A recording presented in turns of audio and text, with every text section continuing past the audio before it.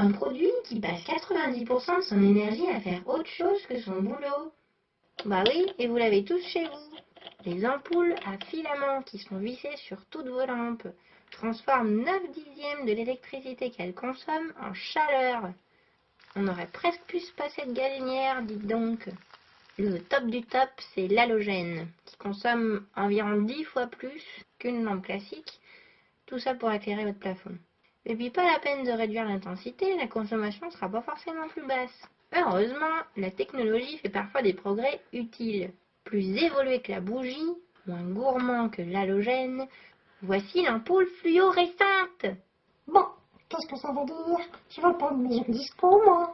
Ben non, fluorescente, c'est le petit surnom des lampes basse consommation et autres néons. Contrairement aux ampoules dites à incandescence, elles ne perdent que 25% d'énergie en chaleur. Ce qui fait qu'une ampoule basse consommation de 20 watts éclaire autant qu'une 100 watts à incandescence. En plus, elles vont durer en moyenne 5 ans, alors qu'une ampoule classique vous lâchera au bout d'environ 6 mois. Mais bon, vu qu'on n'est pas chez les bisounours, il y avait quelques défauts dans les premières générations d'ampoules. Par exemple, ces demoiselles se faisaient un peu désirer à l'allumage. On pouvait attendre quelques secondes avant d'atteindre leur luminosité maximum. Bien qu'aujourd'hui on arrive quasiment à l'allumage instantané, installez-les en priorité dans les pièces où vous restez longtemps. Classiquement, la cuisine, le salon, les chambres, enfin ça dépend des gens. Autre amélioration, on pourra plus rigoler sur nos mines de toxicos. Les fabricants proposent maintenant les mêmes couleurs de lumière que les lampes à incandescence. Le vrai problème qui subsiste, c'est qu'elles contiennent un peu de mercure, ce qui constitue un déchet dangereux.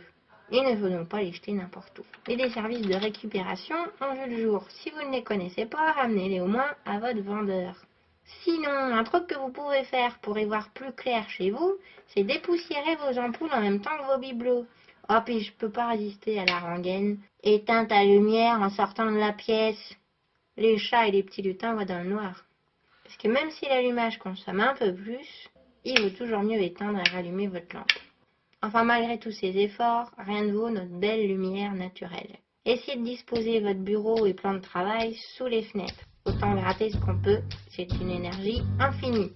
Un petit pas pour l'homme, de côté.